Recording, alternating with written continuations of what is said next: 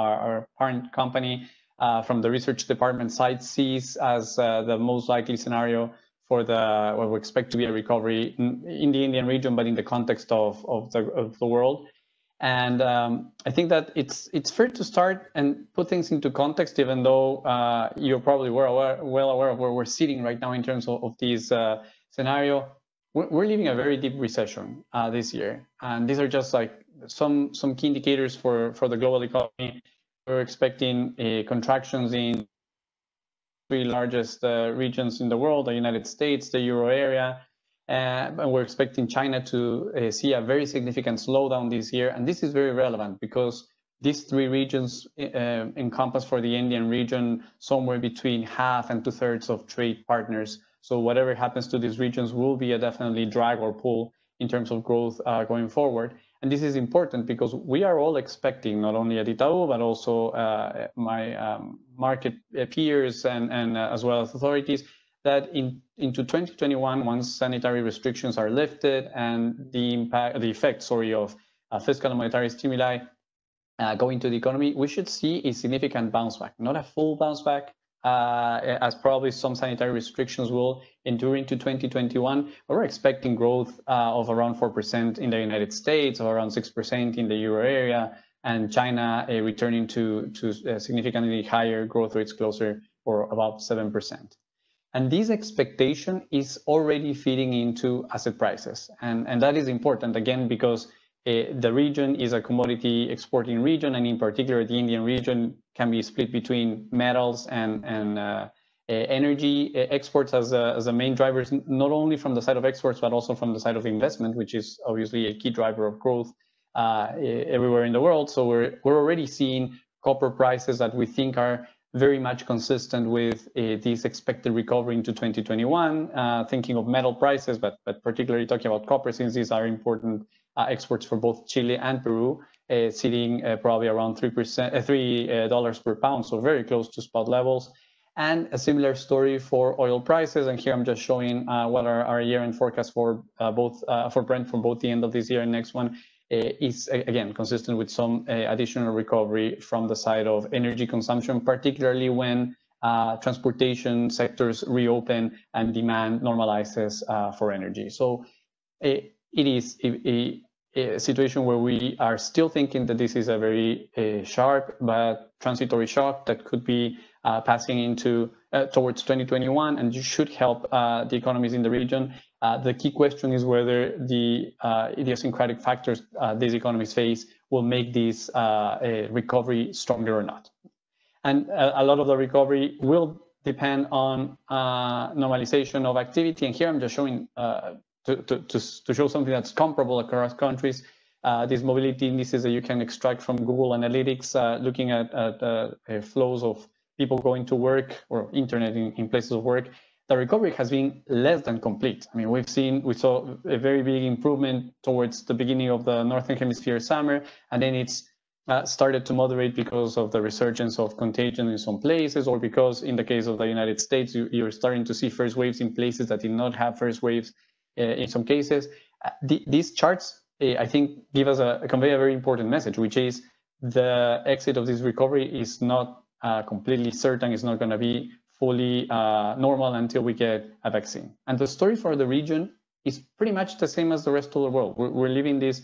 It is a pandemic, and it's affecting activity across the globe in a similar fashion. We saw a very sharp drop in activity in the third quarter. Sorry, in the third month of the year. So the biggest impact appeared to be concentrated, at least on the Western Hemisphere, in the second quarter.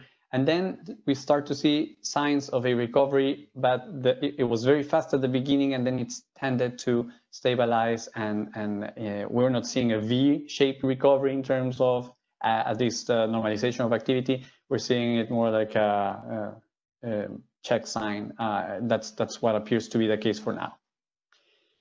And in this context, we think, which is very important for the recovery process, we think that the dollar at a global level will probably enter a cycle of weakness. We had probably in the last 40 years 3 cycles of strong dollar in the 1980s, prior to the .com and the Twin Towers attack in the early 2000s, sorry, and then the cycle that is probably ending now. And then once we start to see the world growing a little bit faster than the US, relatively speaking, Asia in particular, but also some indicators from the European Union, we might enter into a cycle of weakened dollar, which would be bad for the region because it could hamper the recovery of the export side. But the region has particularity, and it's that it's going to accumulate a significant amount of debt as a fraction of GDP this year. And these are our year-end forecasts for debt to GDP ratios across the region, including some other countries beyond the Indians, Mexico and Brazil, namely. And what this is doing is that it's putting pressure on government finances, it's putting pressure on financing the current account deficit, and therefore we think will exert some pressure on currencies and keep currencies to some degree depreciated and not being able to benefit, quote unquote, from this global dollar weakness that we're seeing across the board, which actually could be favorable for the recovery process in a sense that the countries will remain somewhat competitive. Well, that is, except for Ecuador, of course, which is dollarized. So having that said, as a very, very brief message of what we see for the world, let me talk in some detail about the countries, and I'm going to go through very, very general points as we can have a more enriching discussion during the Q&A session.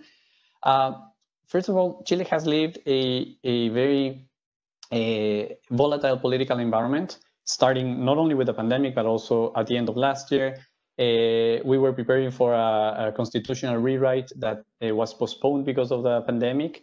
And then Congress got creative, and Congress started to take on initiatives that usually are in the hands of the executive power, mainly expenditure and expenses, and in the case of Chilean legislation, pensions.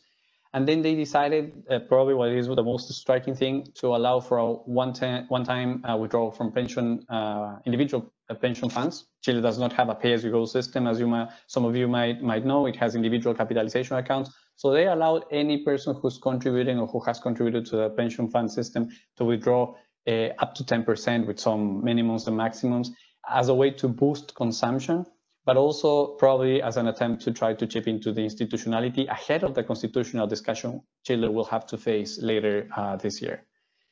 These will probably bring somewhere between 6 and 7% of GDP of fresh resources into the economy, a significant boost. Not all of it is expected to be spent, but if at least a third to half of it is spent, that should fuel a milder drop in activity this year. And that's what we're thinking. It's a drop of around 5.5% of GDP. The authorities are a bit more optimistic on this dimension.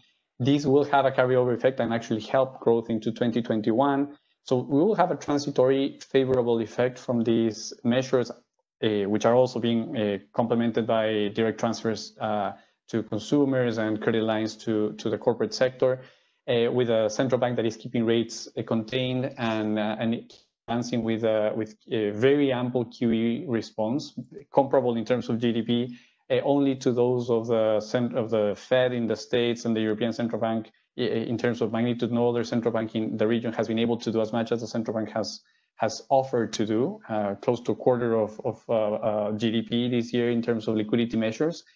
But also the central bank has had to deal with this short-term volatility, not only the pandemic, but as I mentioned, we had noise at the end of last year and then noise again this year when Congress decided to change the pension law, and the central bank was it needed to intervene in the market to keep asset prices contained, in particular to make sure that rates remain low, so its support of the economy was not undermined by asset price movements.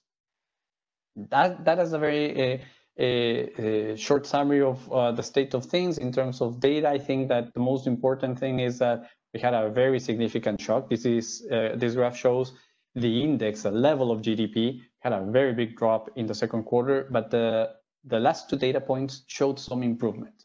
And that is positive, that is encouraging in the sense that the very gradual reopening the economy has started to see since the end of July is paying off. And it's paying out also because we haven't seen a significant deterioration in health metrics. So number of new cases, reproduction rates, positivity rates of tests, Chile being the country with the largest amount of testing per inhabitant, is definitely encouraging. It is still, it appears to be, as I mentioned at the beginning, that is starting to unwind, but the risk is sitting on the chart on the right. It's what will happen with the labor market. We saw a jump in the unemployment rate, not as large as we saw in other countries in the region, but the unemployment rate is sitting around 13%, a little bit above that in the last data point for July. But this has been contained by participation rates dropping by around 10 percentage points. And even though that's stabilizing, so we're not seeing further losses of people dropping out of the labor force, the probability that we don't see a fast recovery in terms of participation rates, which is the orange line on the right, it puts a risk that the labor market deterioration could endure beyond the reopening of the economy and hamper recovery going forward. Even though we have these strong fiscal monetary stimuli that in the short term will allow for some bounce back. So it is less certain what will happen, particularly into 2021, when other factors will show up. And I think that it's easier, it's more illustrative to see not only the forecast numbers, but compare where we were sitting prior to the first time we explicitly modeled the pandemic into the forecast. So what I'm showing here, last 4 columns for 2020, I'm showing what were our March forecasts, let's call them pre-COVID forecasts, and what are our current forecasts for Chile. Same story for 2021. You can see that we're expecting the pandemic to have a very significant impact in terms of activity, both from the side of growth dropping sharply, but also from the side of the unemployment rate, and these are average unemployment rates. So obviously, they allow for the unemployment rate probably to increase a bit more before it starts falling down. But it's an enduring effect in terms of the unemployment rate, which is where we think the risk is in the case for Chile, even though we're expecting a relatively strong bounce back, which is basically closing the output gap that we'll see. Nice thing this time around is we haven't seen pressures from the side of inflation, even though the currency has been, relatively speaking, higher than where it was last year, and with Chile being a net importer of consumer goods, that tends to filter into consumer prices. However, the output gap, the big deterioration in terms of consumption of services, the impact on the labor market will contain inflationary pressures that will help the central bank keep rates low. These are not the lowest rates in the region anymore. Peru is a bit lower than Chile, but it's close to rates that we see in the United States and other developed economies, and an exchange rate that, as I mentioned, we think will remain closer to 800 pesos, Chilean pesos to a dollar, but then probably retreat closer to spot prices. And the question, and the risk, the medium-term risk comes from what's happening to fiscal accounts. We will have almost 10% of GDP deficit this year, and somewhere between 4 and 5% of deficit next year. And we have the 3 major rating agencies rating Chile on a negative outlook. So we cannot rule out that at some point in the near future, one of them decides to act and starts cutting the rating. Not an imminent risk of loss of investment grade, but something that will add noise, I would say, to the discussion. That on Chile, moving in alphabetical order, we go to Colombia. Colombia has had had until, I would say, 2 or 3 weeks ago, a less effective response to the sanitary measures, to the sanitary crisis, even though Colombia was one of the countries alongside Ecuador, Peru, and Argentina in the region that went to a full lockdown in late March. But once the economy started taking steps to reopen, cases spiked. There were some signs that the health system was under stress, and that meant that the government that was planning to start lifting more firmly distancing measures as early as the end of June had to postpone that until the end of August. So now Colombia, starting in September, is moving firmly into a more intelligent quarantines, if you want to call them, where regional governments are deciding what to do. but definitely there was a much longer impact than the authorities had initially envisioned. That obviously will have an impact on the economy, but we are seeing some signs of improvement. We are expecting a significant drop in activity, not very different from what we're expecting for the rest of the region, 6% of GDP contraction this year.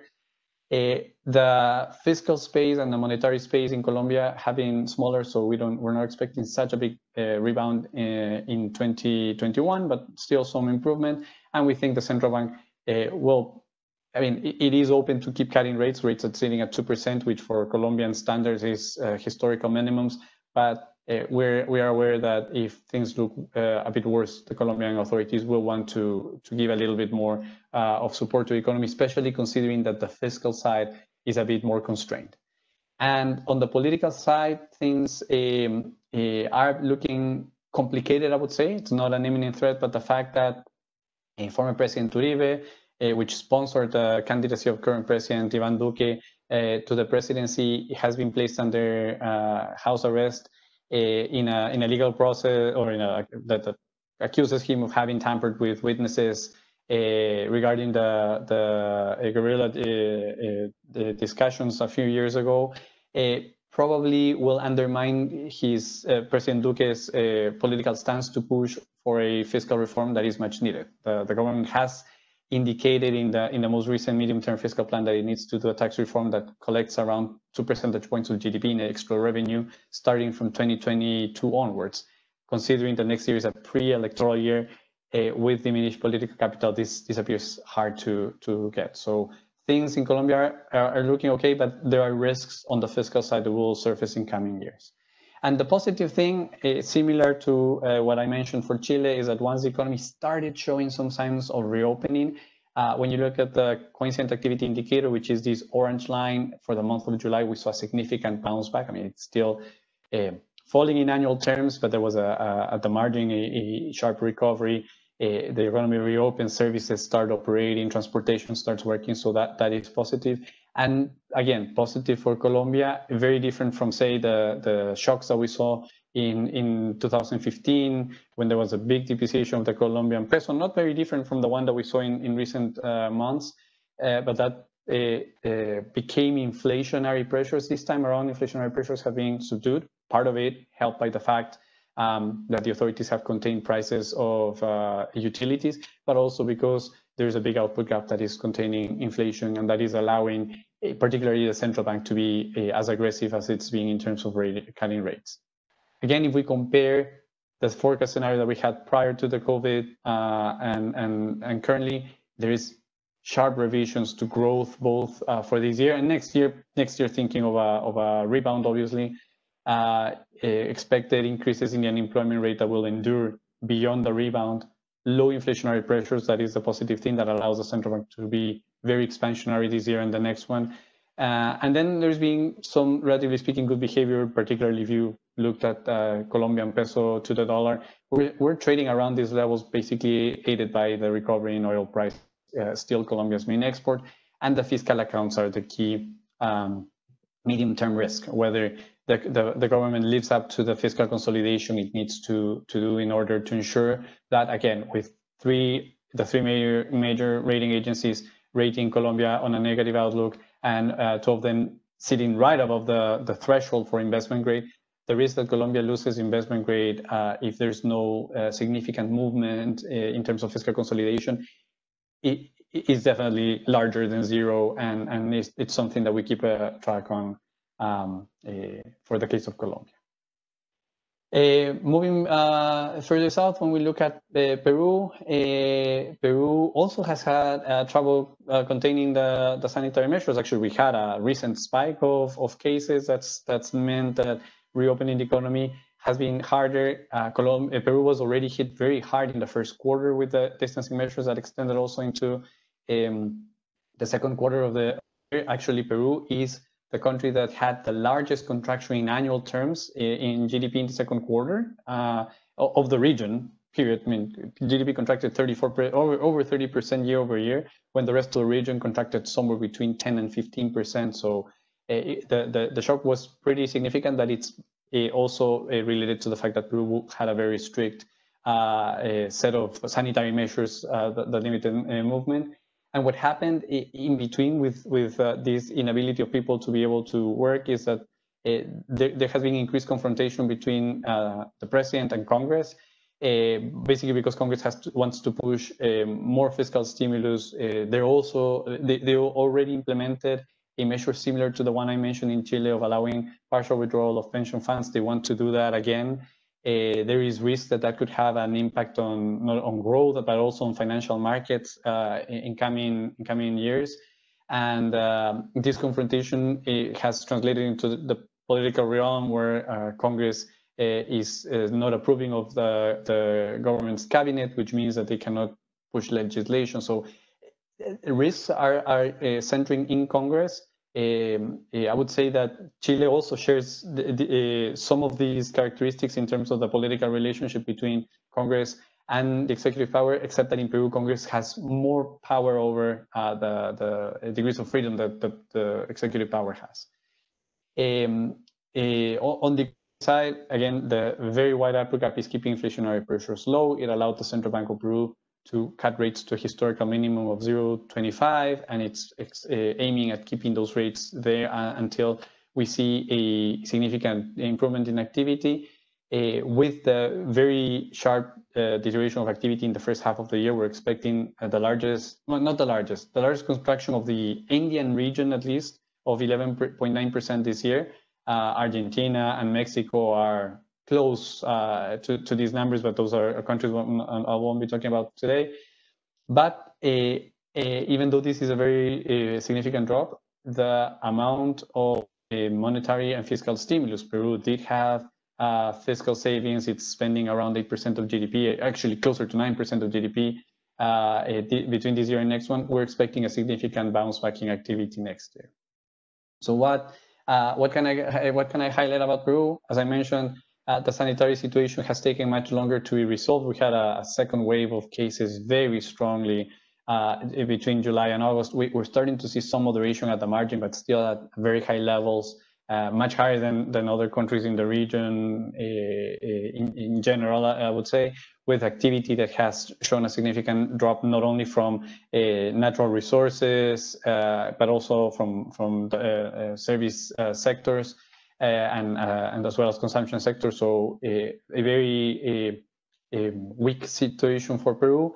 But as I mentioned, the fact that we're looking at almost 9% of GDP fiscal stimulus means that this big revision we did to growth this year with this contraction we're expecting above almost 12%, will probably see a very significant bounce back as well into 2021. Even though when we look at the medium term, we're not expecting growth to return to the highs that we saw in the first part of the 2010s. So that we're not thinking about growth between 4 and 6%, which was what Peru was recording back then when the mining boom and the investment into the mining boom in particular were taking place. We're expecting growth to stabilize somewhere between 3 and 4%. And this is something that we need to keep an eye on because the authorities in their medium-term fiscal plan are aiming at past the recovery in 2021, they're aiming at growth that probably will be on or above 4%. And that is key for the fiscal consolidation plans the authorities have. There's a long-term target of a deficit of 1% that will demand significant growth going forward. And if that does not materialize, fiscal consolidation will also be an issue in Peru, with that nearing 40% of GDP probably at the end of next year. And then to finalize, talking about Ecuador, which is probably the outlier in this region in a sense that it is a country that uses the US dollar as its currency, so it's not benefiting, but it's not being affected either by volatility of the currency. It is among these countries in the region the only one that has an active program with the IMF. Actually, it's going for its second program in less than 2 years. In 2019, there was an extended fund facility for 4.2 billion. And then if you added other multilaterals that participated in the program, you could add up to somewhere between 8 and 10 billion. Some things were already committed, so it's not the full $10 billion that is offered. This agreement, in particularly on the side from the IMF, meant that there should be some fiscal consolidation measures, but there were some protest events in October, and that forced the authorities to backtrack on these reforms. This program from February 2019 was ended at the beginning of this year, and then the government went to try to renegotiate debt with private bondholders. They got a partial agreement pending on a new program. That program was announced at a technical level a few days ago, and now it has to be voted in the board, but it's a new program for $6.5 billion with the IMF. And with this, the government was able to materialize a renegotiation of debt. And I'll show you what this means in terms of cash flow, because that is the key thing. The government was running out of cash literally by the end of this month if they didn't were able to postpone debt.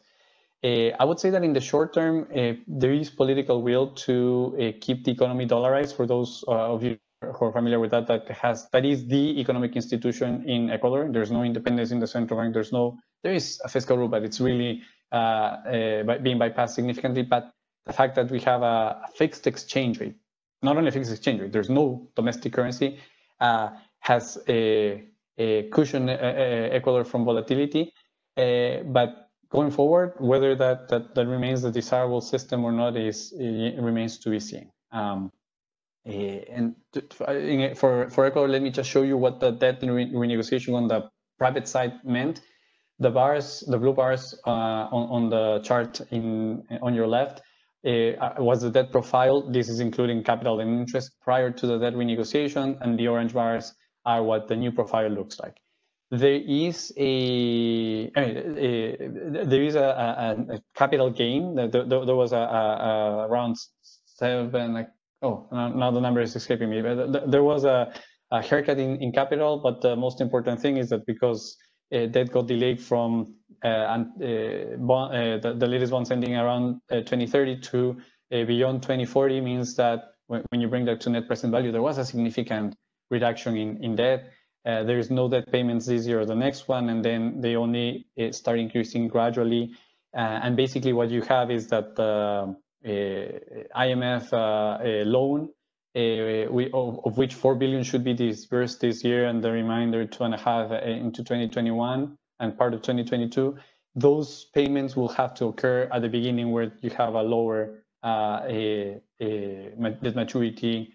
But that is, prior to the renegotiation, was around 60% of GDP. It had been growing quite rapidly over the last few years, and it had become a problem with an economy that has no way to do monetary policy because there's no currency, very little space for monetary policy, to be more precise, definitely much lower than other countries, and in need for significant fiscal consolidation.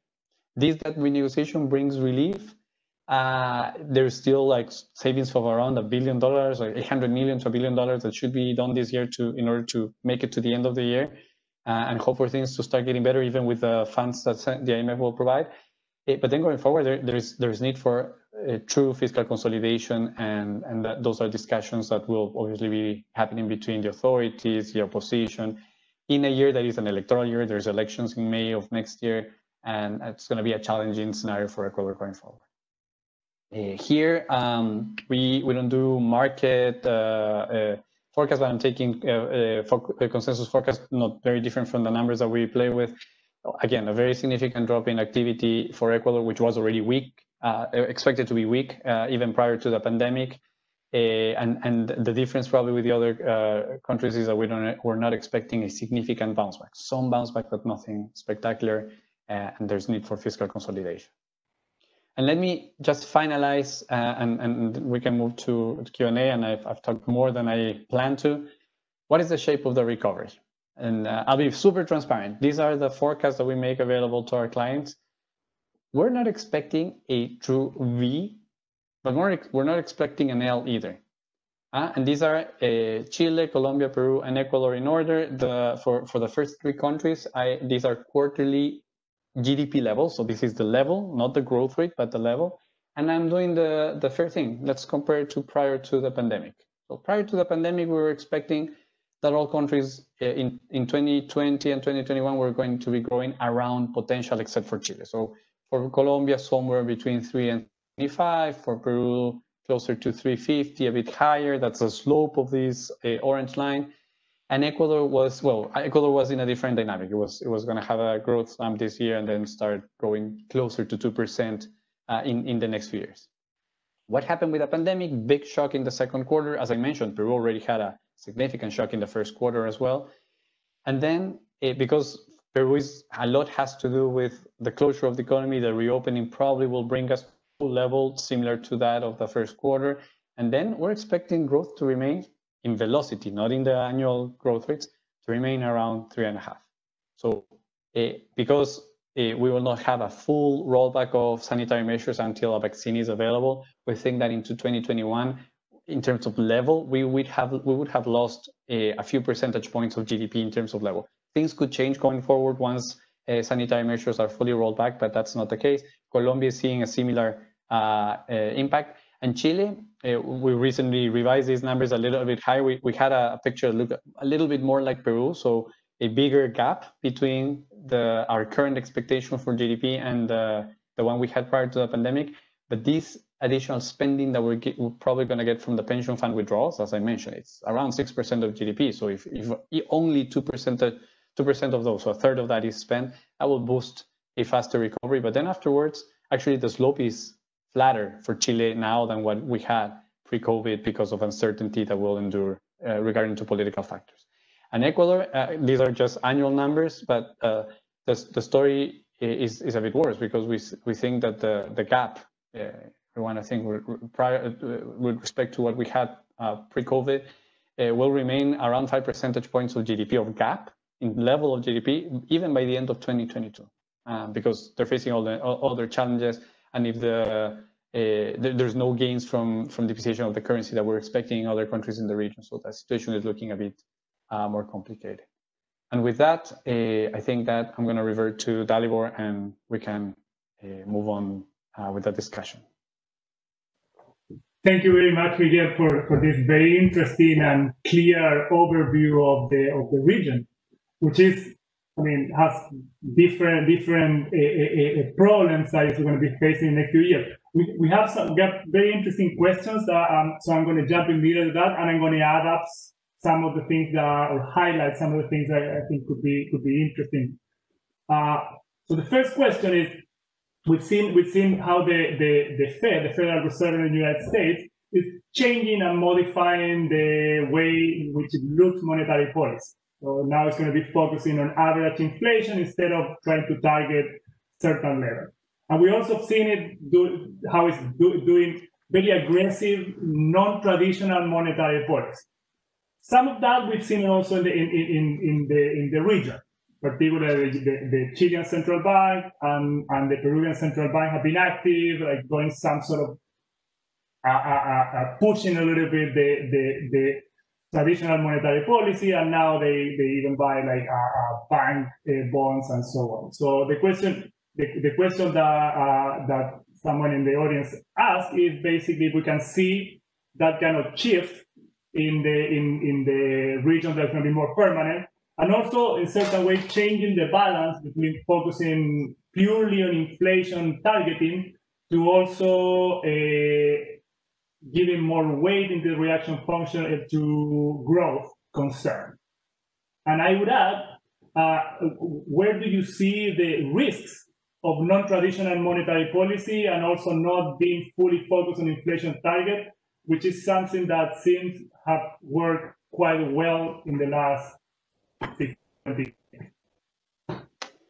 That's an excellent question, and I would let me answer it by precisely working on the two central banks that were mentioned, the Chilean and the Peruvian central bank.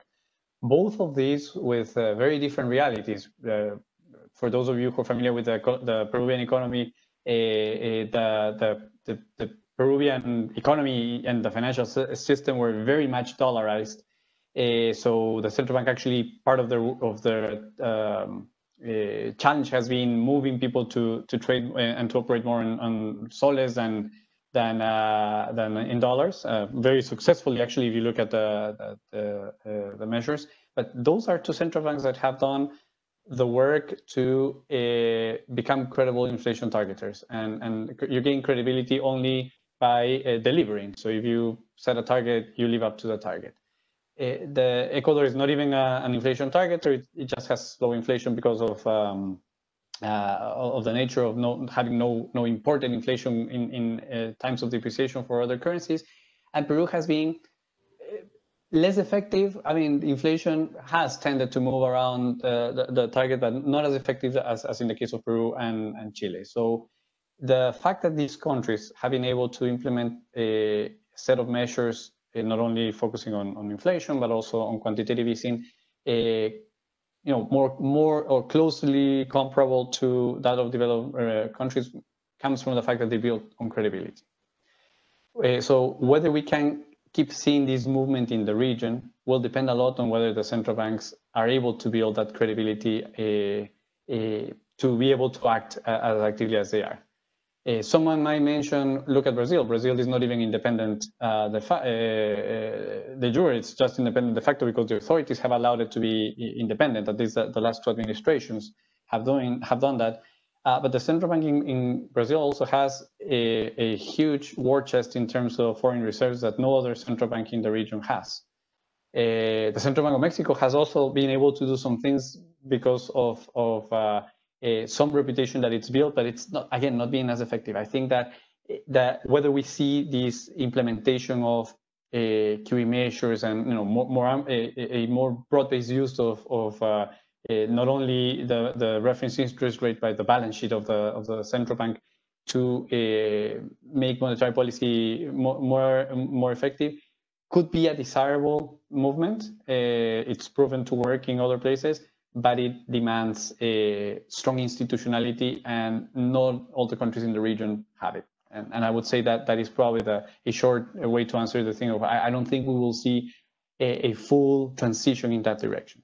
Now, regarding whether, given the institutionality the current countries have, whether you want to include targets related to activity explicitly as the Fed has, that is something you have to you might want to do, but again, you have to be careful in terms of how independent the bank is from, say, the fiscal authority, because as it happened in Brazil between 12 and 8 years ago, the central bank was very much concentrated on lowering interest rates to increase credit, basically to foster growth, more than concentrate on inflation targeting. And because I think that politicians understand that people can live with, see Argentina, high inflations. And let's not talk about the super high inflations that Argentina has, but inflations that are between 5-10%, looking at the case of Paraguay, for instance.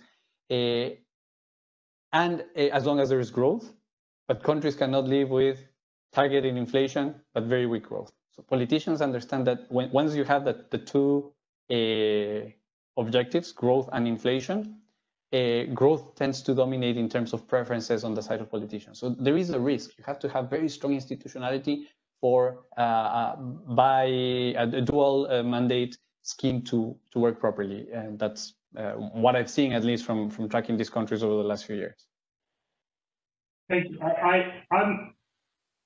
I think I'm in the camp of the people who are worried that some of the central banks in emerging markets are importing these policies that are effective, as you said, when they work in an institutional framework of full credibility. But at the end of the day, they do have a big component of fiscal dominance, we want to put it that eventually could flip and the anchor expectations and evolve into a more risky situation. I think if we take the argument of institutions, the second question, what it's asking is, where do you see the drivers of growth for the Chilean economy, particularly because in certain ways, many things have happened, or the economy has received many hits. So the first hit, the social unrest last year, then the COVID one, and now we have a period in which the country is going to go through a constitutional discussion that I mean, even in the best case scenario, it translates into a level of uncertainties that's higher than usual. So effectively, you could have a more protracted recovery going forward. And I think what the question tried to think is that, do you think that the rebound in economic activity globally, plus, the closing the output gaps and so on, are enough to overcome the risk, the increasing risk that probably investors in the region are going to be looking for the Chilean economy? Short answer to a very complex question. I think not. I think that Chile will definitely benefit from the normalization of things across the globe. We're already seeing that in terms of exports of copper. For instance, China reopened, it started demanding copper, and even though the rest of the world wasn't necessarily still improving, we already saw a significant improvement in the trade balance, mainly driven from prices, but also from volumes of copper exported. So Chile is a very open economy, it will benefit. But the degree of uncertainty is large, and I think that yesterday when the central bank presented its quarterly inflation report, the chief economist made a very, very interesting comment, and I think that it speaks well of institutionality in Chile, at least for now, which is that typically in September they revise potential growth. And people were thinking, many in the market, and reading the media and comments of analysts, anyway, thinking the central bank was going to revise growth down because increased uncertainty, not so much the COVID shock, but increased uncertainty. To put things into context for those in the audience who might not be as familiar with the Chilean situation as I am, Chile will have a plebiscite in October where people will vote on whether they want to start a constitutional rewrite. Then in April next year, people will elect the representatives pending a favorable vote in October, which appears to be the base case scenario. There will be a vote to decide who will be sitting in a specific constitutional congress, a constitutional convention that will be solely devoted to rewriting the constitution. And that convention will meet for between 9 and 12 months. So somewhere between the end of 2021 and into the beginning of 2022, this convention will come up with a constitution, and there will be a ratification plebiscite at the end. So you can expect to have increased uncertainty for the next 2 years, a year and 9 months. That means that you don't know what's going to happen, but it's reasonable to think that in the meantime, investment, for instance, investment decisions will remain low. Not public investment, because the government is spending to try to reactivate the economy, but private investment. And what the central bank said, again, contrary to what many in the market were expecting, they refrained themselves from revising potential GDP. Not up, not down, they just said, there's too much uncertainty, we need to gather some more information. And the chief economist went as far as to say that given the uncertainty regarding the constitutional rewrite, which probably can change, property laws, things that people don't think will change, but there is uncertainty around it. They prefer to wait a little bit more because they don't really know what are going to be the rules of the game, the structural rules of the game after 2022. So it made no sense changing long-term growth forecast if they don't know what's going to happen. But that degree of uncertainty could hamper some investment. And Chile, when you look at what's driven growth in Chile, people tend to think it's copper, which is true, but it's not copper exports. It's investment into the copper, into the mining sector. The big boom of growth that Chile saw between 2010 after the global financial crisis and 2013 was investment driven. And that investment probably will be lacking in the next few years. So even though we're forecasting, as I mentioned, a big bounce back into 2021, basically because you have a very low base of comparison this year and some transitory factors, after 2022, we're not expecting growth to go back to what we think is, under the current rule set, potential, somewhere between 3 and 3.5. I think that growth will probably stay lower, closer to 2%, until this uncertainty is resolved. What happens afterwards? Very much like the central bank, I need to see what the rules of the game are. So short term, there's going to be these stimulus measures and the recovery of the world boosting growth, but I'm thinking second half of this year in 2021, and thereafter, investment, which has been the driver of growth in Chile, probably will be weaker than it has been in recent history. Maybe not in the mining sector, but definitely we will not see the spillover effects to other. My gathering is we will not see the spillover effects into other sectors, and therefore growth will remain contained because of low investment. The title of your presentation is to see the shape of the recovery. So someone here reminded that the JP Morgan now is working with a new letter, which is K. Yes, I saw that. Because it has an arrow going up, an arrow going down. The arrow going up is the new economy, the one that it's basically led by technology and softwares like the one that we're using now to communicate and to work from home. And the arrow pointing down is basically the old economy, or the service economy, or more traditional components of it. Now, when you look, one of the things that also been in the discussion in Chile and around the region is that the complexity of our economy is relatively low. We are very pointed towards commodity producing and low technology, if you want to put it at that component, exports. How do you think the possibility of having a K-shaped recovery in which the technology improves, but we really don't have that much technology, so it doesn't really help us at all. And then most of the traditional areas in which we excel do not have that bounce. And then the second leg, also in the question, is how unfortunately, one of the characteristics of the region is to have high income inequality. So this bifurcation, it plays exactly to exacerbate those differences, as the technology economy tend to have like much more qualified labor and higher paying jobs and so on, and the other one is the opposite. That's an excellent point, and actually let me start with the last one, as it brings me back to something that was part of my dissertation when I was doing my PhD. We already had a K-shaped recovery in the United States in the 2000s, and let me point at that because it probably makes a big difference. Back then, the US literally outsourced all of its manufacturing jobs to Asia because labor was cheaper there. And people were either stayed out of the labor force or were reallocated to low-paying jobs in the service sector, but also with big gains in terms of trade. That in the end meant increased purchasing power for consumers, even though wages remained contained.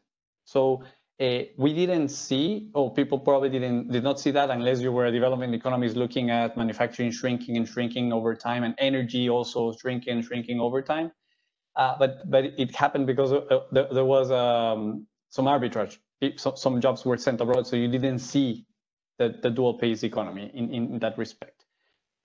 Now we have a different situation. I fully subscribe to your evaluation that this is happening across the board. So we will end up with poorer in the end on average, because obviously you might have those high-tech jobs that are not necessarily labor-intensive, benefiting from this switch to remote working and distribution chains, rather than people spending 3 hours in the supermarket getting the groceries every week. But this will happen across the board, so we will have an impact, and that is one of the big concerns, that we will see a poorer, not only in Latin America and in the Indian region in particular, we'll see poorer consumers faced up with, and politicians facing up with the challenge of who do you cater to, the economy or the consumers that will be demanding better conditions in a situation that is definitely not as favorable. And then Chile has Chile and the region, but I would highlight Chile because it's been so not protectionist in its trade policies that there is really no manufacturing base. I mean, manufacturing in Chile is either basic metal, transforming rocks into things that can be shipped on literally, or nuts and bolts, very basic stuff, or it's food production, wine, frozen proteins that can be shipped, or food production for domestic consumption. So that will probably still have demand. So as long as the world economy recovers, Chile might be, the fact that it's so little diversified probably means that once China grows, mining will bounce back and it will help the economy. Once businesses reopen and demand for those basic manufacturers that Chile produce basically for the domestic market goes up again, they produce, and we may not see such a bad scenario from that respect. I think that other countries that had stronger manufacturing bases might be more affected, but it is a challenge, and not everyone can engage into designing an app that will make people's life easier. But you will have more Uber drivers, probably, and more the food delivery service people joining the economy with lower wages, but not completely being left out of the process. We will see probably an impact on wages, and this is a general equilibrium factor. We're just seeing the shock, a supply side shock at this point. We need to see how demand reaccommodates, obviously, in that context. But there is a risk that we end up in a poorer path. Now, economists, politicians, analysts, everyone is very pessimistic, and it's funny when you look back at the 1917 pandemic. Well, we didn't end up poorer in the end. I mean, eventually things did reallocate, and obviously there were a couple of wars that helped in between to boost investment, but things tend to move in the long term, and if we start having slack resources, those will be allocated somewhere. We need to see if not only we have this jump to, I think, remote work and a more service delivery economy that we seem to have engaged, at least transitorily, but whether there's also other transitions in terms of adoption of technologies for manufacturing that could be even more critical for a recovery of employment going forward.